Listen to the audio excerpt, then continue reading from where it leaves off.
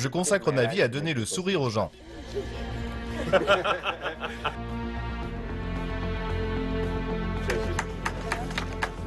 J'ai décidé de devenir médecin pour que les gens souffrent moins.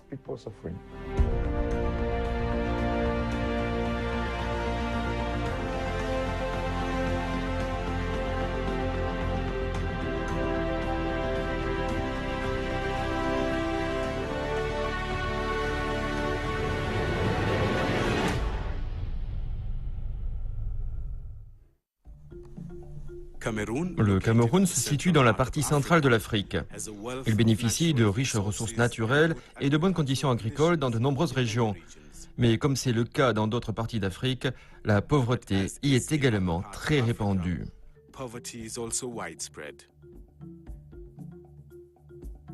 Dans un pays où on compte moins de 2 médecins pour 10 000 habitants, le système de santé camerounais peine à offrir des soins de santé de qualité. Tout n'est pourtant pas perdu. Certains professionnels de la santé, comme le docteur Georges Bouélé, se sont donnés pour mission dans la vie d'aider les autres.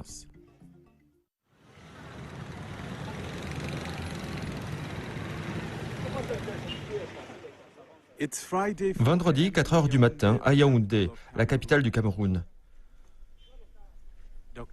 Le docteur Georges Bouélé et son équipe de bénévoles se préparent à entamer leur tournée médicale hebdomadaire dans un village à l'intérieur du Cameroun.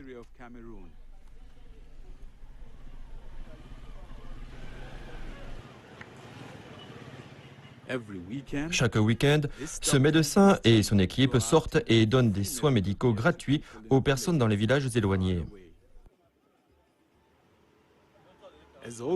Comme toujours, la première étape du voyage est la station-service où ils font le plein. Je ne suis pas né dans une famille riche, mais mes parents ont fait de leur mieux pour que je sois celui que je suis aujourd'hui. Mon père a été malade pendant 23 ans. Il n'y avait pas beaucoup de spécialistes pour s'occuper de lui. Quand il allait à l'hôpital, j'y allais avec lui. Il y avait toujours beaucoup de patients en train d'attendre le médecin. Il me disait toujours, « Tu vois comment les gens souffrent pour voir un spécialiste ?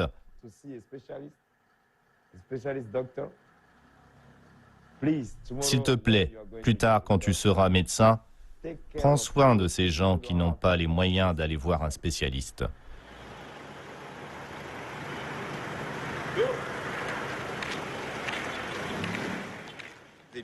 Un grand bus et 4 camionnettes. Cela coûte cher en carburant. Et on doit en plus louer une voiture pour nous parce qu'on est encore à Yaoundé, on a besoin d'une nouvelle voiture. C'est très cher, mais on en a besoin.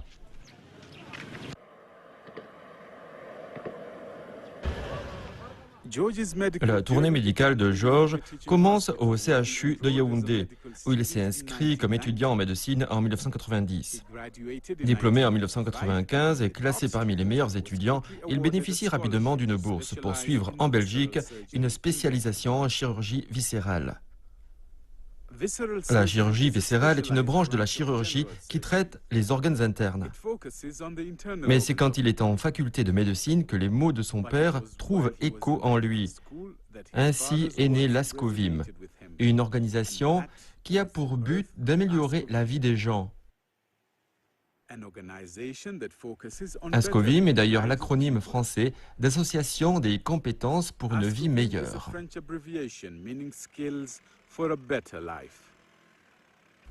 L'idée de l'ASCOVIM m'est venue après ce que mon père m'a expliqué et que j'ai réalisé moi-même que ce n'est pas facile de consulter un médecin spécialiste.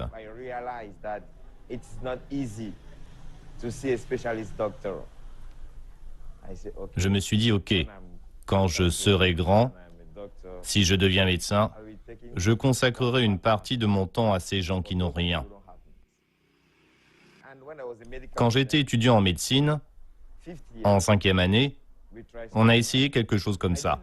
Je l'ai fait avec des amis jusqu'en 2008. C'est en 2008 qu'on a décidé de donner un nom à cette action et ce nom est ASCOVIM. Association des compétences pour une vie meilleure. Bien sûr, l'Ascovim a pris de l'envergure depuis l'époque de la faculté de médecine.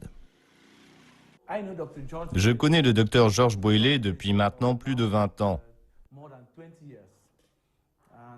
On était ensemble en faculté de médecine. L'Ascovim était une très petite structure. Depuis, elle a grandi et a maintenant une taille importante. Par exemple, il voyage beaucoup maintenant.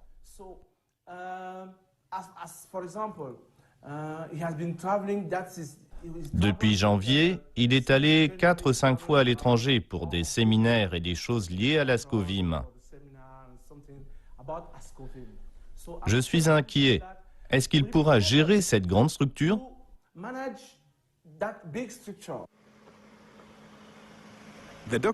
La tournée du médecin continue et de Yaoundé, il faut près de 7 heures pour arriver à Njitam, un village isolé dans la région sud. Le convoi formé de 4 camionnettes et d'un minibus pour transporter le personnel et le matériel de l'Ascovim avance rapidement.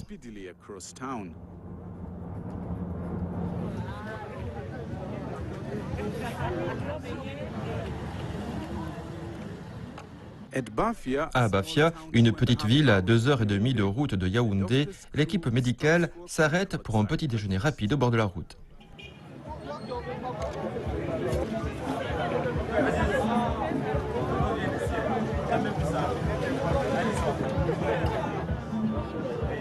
Jean Zambo fait partie intégrante de l'équipe de Georges. Il est le directeur de l'ACEP, une société de microfinance dont le siège social est à Yaoundé. C'est donc un mécène pour l'Ascovim.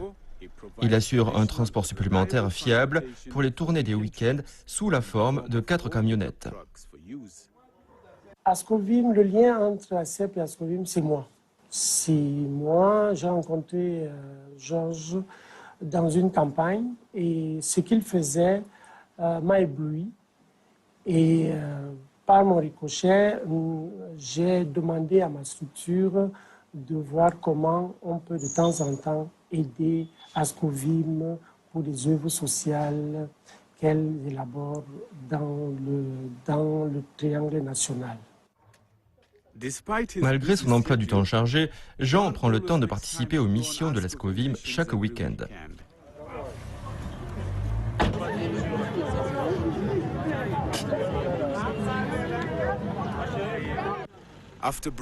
Après le petit déjeuner, l'équipe continue son périple.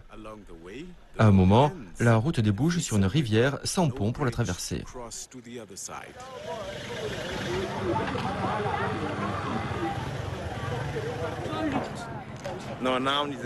Il est temps de faire monter l'équipe sur le bac.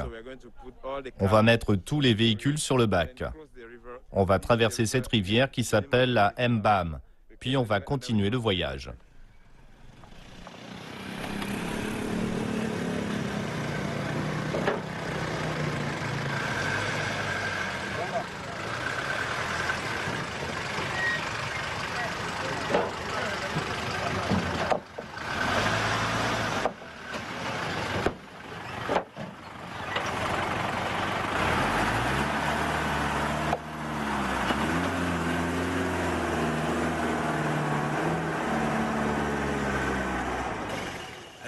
Alors que les véhicules font de savantes manœuvres pour descendre et monter sur le bac, les volontaires étrangers regardent et attendent leur tour pour sauter dans l'embarcation. J'ai entendu parler de l'Ascovim pour la première fois chez moi grâce à des étudiants qui passaient en 3e année et qui sont venus ici l'année dernière. Ils parlaient de leur expérience incroyable ici et ça a vraiment attiré mon attention sur le message du docteur Georges Boyle et sa mission consistant à apporter la santé et l'éducation dans tout le Cameroun. C'est si inspirant et c'est ce qui m'a attiré ici.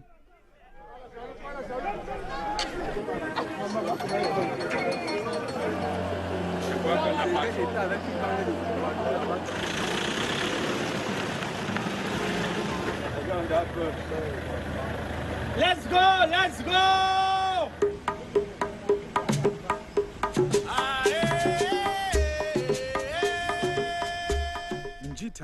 Njitam est une petite localité majoritairement musulmane située à la lisière de la forêt tropicale. L'Ascovim vient ici depuis 2008, année durant laquelle Issa Niafaga, homme originaire de ce village et vivant aux États-Unis, est entré en contact avec George.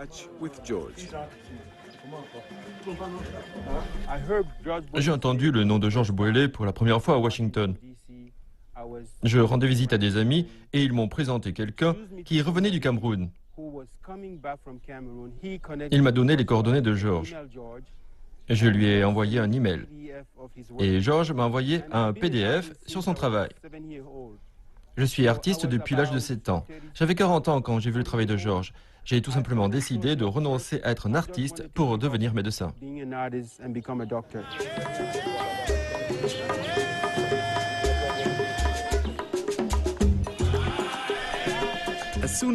Dès qu'ils arrivent à Njitam, le médecin demande tout d'abord d'établir un camp et de se tenir prêt à accueillir les villageois.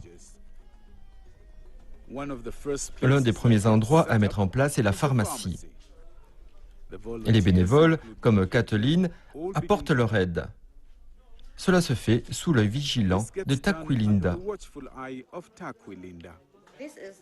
Voici notre pharmacie de fortune pour le village de Njitam. C'est ici qu'on fait le conditionnement de tous les médicaments afin d'alléger le travail quand les patients commencent à arriver. C'est ici qu'on fait le conditionnement. Vous voyez des gens en train d'écrire sur ces sachets? Ils écrivent la posologie, c'est-à-dire comment doivent être pris les médicaments.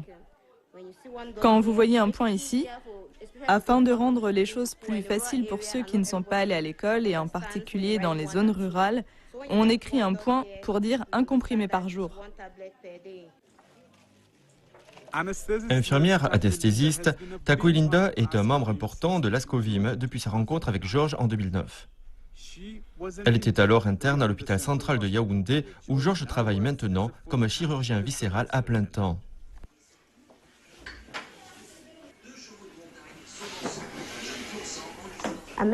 J'ai rencontré Georges en 2009 quand j'étais en maîtrise d'anesthésie. Je faisais mon stage professionnel à l'hôpital central. Donc, comme je suis anesthésiste et lui chirurgien, on a beaucoup travaillé ensemble sur le terrain. C'est ainsi que je l'ai connu. Je joue plusieurs rôles dans Ascovim. Premièrement, je suis l'anesthésiste. Deuxièmement, je coordonne les bénévoles et pendant les campagnes sanitaires, je gère la pharmacie. Au retour au village, outre la pharmacie, il faut aussi aménager la salle de consultation. On est maintenant en train d'installer la salle de consultation. Comme vous pouvez le voir, on n'a pas d'hôpital, mais on essaye d'aménager un endroit où les médecins pourront recevoir les patients. On a de la médecine interne, de la pédiatrie, de la gynécologie, de la chirurgie et de l'ophtalmologie.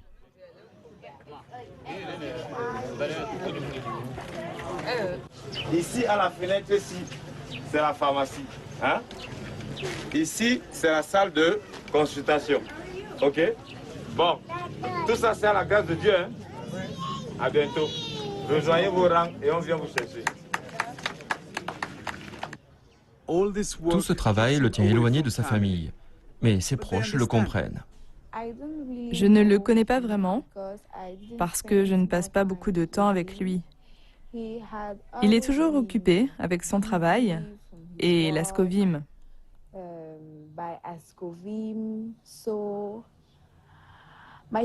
Ma sœur et moi, on ne le voit que de temps en temps.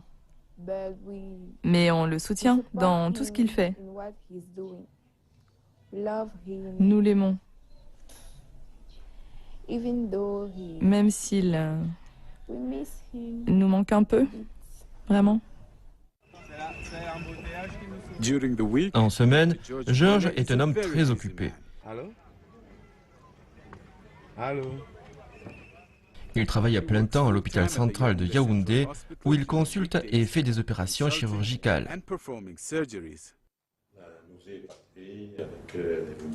Non, l'anesthésiste ne vous a pas fait fort, l'anesthésiste vous a dit qu'il ne faut pas lever la tête. Monsieur, ça va? Oui. D'accord. Afin de compléter ses revenus qu'il réinvestit dans l'Ascovim, il travaille également dans des cabinets privés et enseigne dans une école de médecine.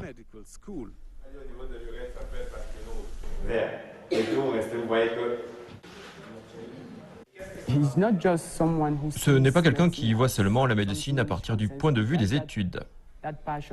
Il a la passion et le souci de ceux qui sont autour de lui. C'est pour ce qu'il fait que je l'admire.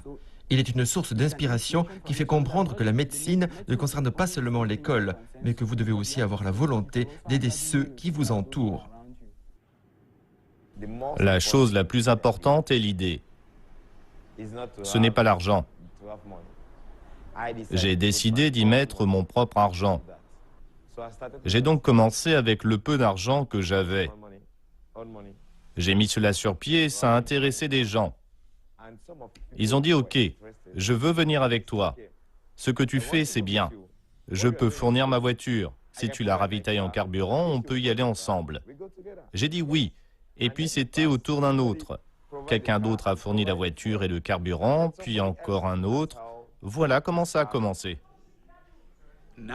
Et les choses sérieuses ont commencé. La mission, faire des consultations, rédiger des ordonnances, fournir des médicaments, identifier les cas pour la chirurgie et finalement effectuer des opérations pendant la nuit car le temps passé dans chaque village est limité.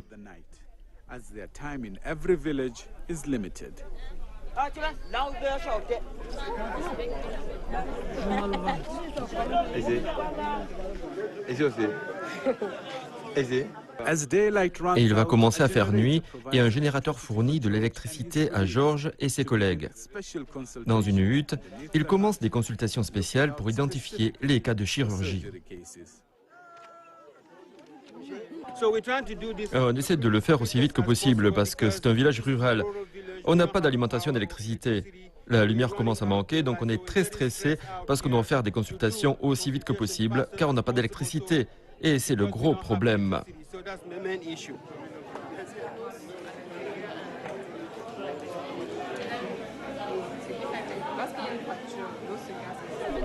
J'ai reçu cette fille en 2010, je crois.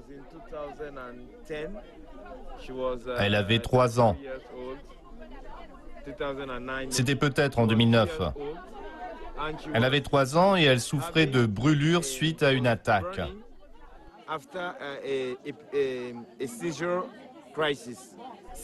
Je veux dire par là qu'elle a eu une crise d'épilepsie. Elle a donc eu cette crise et elle s'est brûlée. Elle s'est brûlée au thorax. Vous pouvez voir les brûlures au thorax. Ce qui est dangereux ici, c'est qu'elle s'est brûlée les glandes mammaires.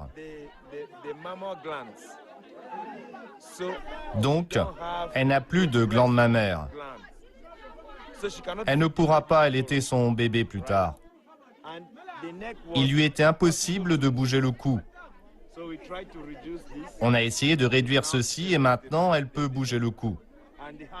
Les mains aussi. Elles étaient bloquées comme ça quand on l'a vue. Maintenant, elle peut les bouger facilement. Mais il reste encore beaucoup de choses. S'ils pouvaient prendre soin d'elle dans un hôpital spécialisé pour les grands brûlés, ce serait bien parce qu'à présent, au Cameroun, on ne peut plus faire grand-chose pour elle.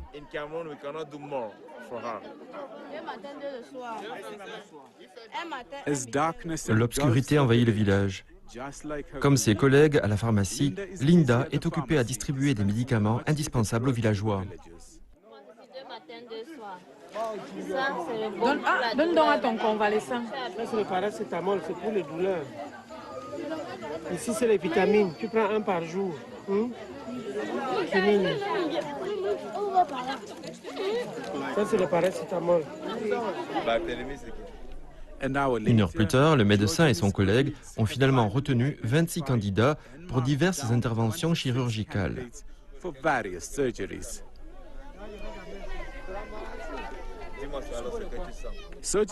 La chirurgie est une priorité absolue pour l'Ascovim durant ses missions. La raison est simple. Ces gens ne peuvent pas se permettre d'aller dans les villes et encore moins de payer des opérations coûteuses.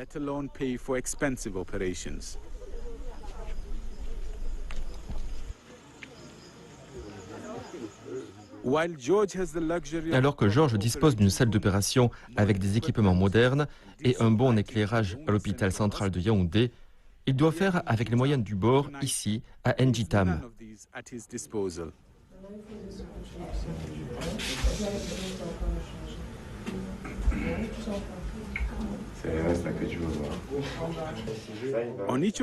À chacune des 4 tables d'opération de la salle, un médecin et son équipe sont en train de soigner un patient. Dès qu'ils ont terminé, la table est rapidement nettoyée pour accueillir le prochain patient.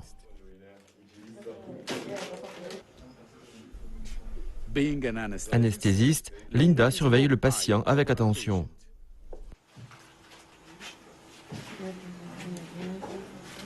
Est-ce qu'il y a quelqu'un qui n'a pas de carreau?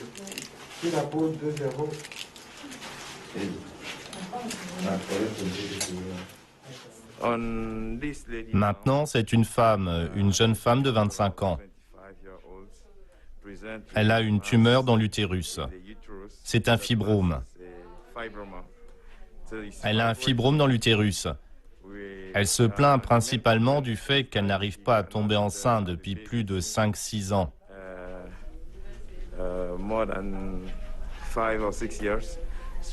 Elle souffre d'infertilité. Donc, nous allons essayer d'enlever ce fibrome qui l'empêche d'avoir un bébé.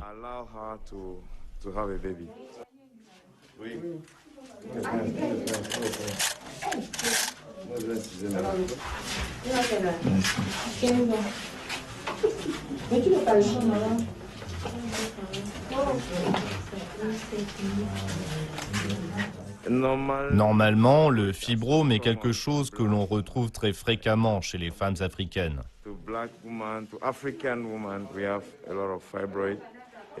C'est donc une intervention courante.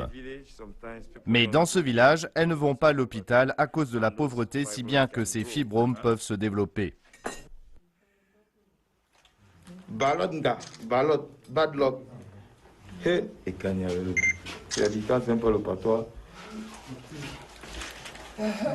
Si je me viens, besoin que ça t'énerve, tous les tchaka tchaka tchaka tchaka.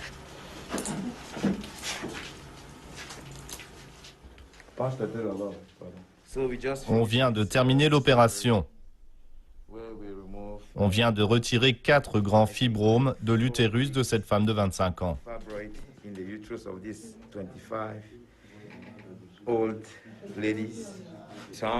Il est maintenant 3h30.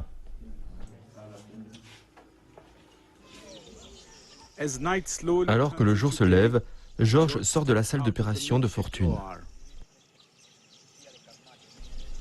Je suis juste allé voir la quantité de carburant dont le générateur a besoin parce qu'on est censé continuer. Il nous reste encore 6 ou 7 cas. On a déjà fait 18 ou 19 interventions chirurgicales. Au début, on faisait des opérations avec des lampes à pétrole. Sans ce générateur, il ne pourrait pas y avoir d'opération. On remercie donc le générateur pour avoir fonctionné jusqu'à ce matin et nous avoir aidé à poursuivre les interventions. Il m'appelle pour une autre opération.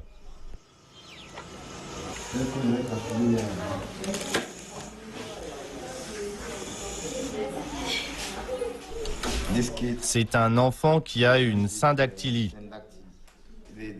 C'est une malformation congénitale caractérisée par un accolement des doigts. On essaye donc de les séparer. On procède ainsi parce qu'on est dans un village, mais normalement, avant de faire la séparation, on doit faire une échographie pour voir s'il y a d'autres malformations congénitales. Mais ce qu'on peut juste faire maintenant, c'est séparer les doigts, les libérer et veiller à ce qu'ils soient normaux.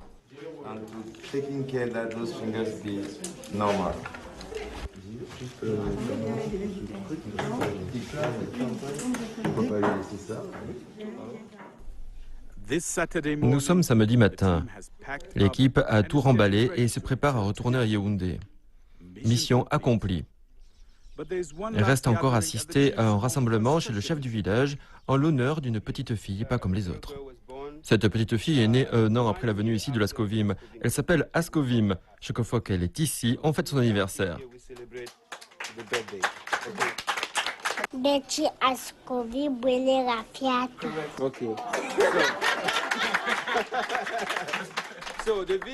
Le village dit que quand elle devra se marier, Georges s'en occupera.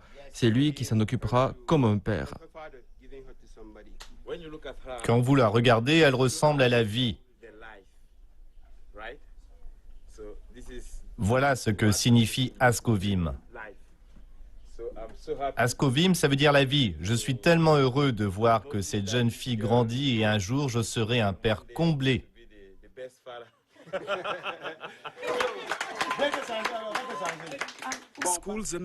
Les écoles sont maintenant fermées, mais après chaque campagne, l'Ascovim donne également des fournitures scolaires aux enfants des villages qu'ils visitent. L'Ascovim estime que la clé d'un avenir meilleur est une meilleure éducation. C'est pour l'avenir, pour un avenir meilleur.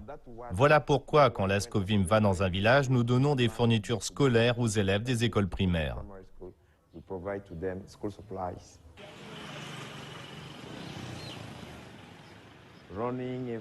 Aller tous les week-ends dans la brousse, dans les villages pour faire du travail humanitaire, c'est bien. Mais il y a d'autres personnes dans le monde entier qui ont remarqué que c'est du bon boulot. Et ces gens m'ont offert de nombreux prix. J'ai reçu des prix camerounais. En 2013, ce fut un grand plaisir pour moi d'être dans le top 10 des CNN Heroes. Ce prix m'a donné une visibilité que j'étais loin d'imaginer.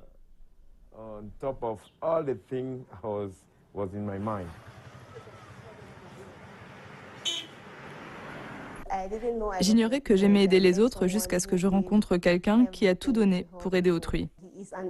C'est une source d'inspiration pour moi parce que quand je l'ai rencontré et que j'ai entendu parler de ce qu'il faisait pour les pauvres, ça m'a beaucoup inspiré.